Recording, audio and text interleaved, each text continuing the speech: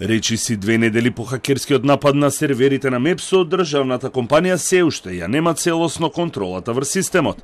Веб страната е вратена, но е нефункционална и со податоци заклучно со денот на нападот, 3 март, а дел од вработените се уште немаат пристап до службените мејл адреси. МЕПСО верува дека серверите не се дел од критичната инфраструктура која е безбедна, како и скада системот, и дека снабдувањето со струја не е загрозено. Од МВР за сега без официјални информации за да не се загрози текот на истрагата. Колегите работат на тој случај, кои ќе имаме информации кои ќе можеме да ги споделиме со јавноста, ќе бидете информирани. Во моментот не би можел да кажам повеќе. Кој стои зад нападот? Ќе покажи истрагата на крајот. Дали е идентификувана хакерската група и дали е поварна од кого? Во ова не би можел во момент да го споделам со јавноста. Државната МЕПСО која веќе соопшти дека покрај МВР ангажирала домашни и странски експерти од областа на сајбер безбедноста, во координација со нив работи на обезбедување на целосна функционалност на системот и декриптирање на податоците. Се уште трае истрагата и IT форензиката. Се вршат дополнителни проверки и анализи и се постапува согласно насоките дадени од експертите, се додека вирусот не биде во целост елиминиран. Кога истрагата ќе заврши, јавноста ќе биде навремено информирана. Нема барање за откуп, АД МЕПСО како реномирана компанија во никој случај не би учествувала во било какви преговори од таков тип. Клучното е што пристапот до скада системот е во рацете на МЕПСО, а со тоа нема никаква опасност по безбедноста на електроенергетската мрежа и снабдувањето со струја.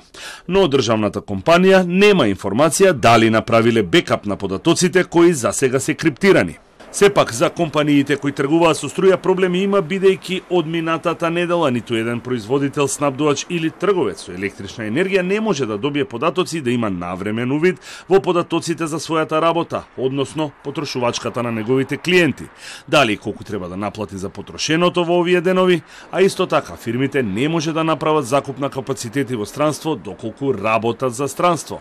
И поради тоа, секогаш постои ризикот за дебаланс на мрежата. Неофицијално зад сајбер нападот на серверите на МЕПСО стои хакерска група позната кај експертите од оваа област. А интересно е што во декември минатата година цел на напад беше државната компанија Електропривреда Србија, единствениот снабдувач на електрична енергија во Србија.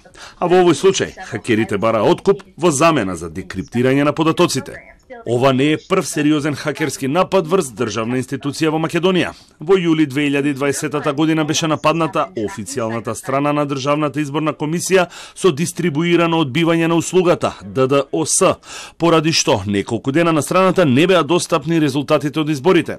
А во февруари минатата година беше нападнат и заклучен информатичкиот систем на Фондот за здравствено осигурување преку ransomware вирус и неофицијално беше баран откуп во криптовалути за да се овозможи повторен пристап до податоците.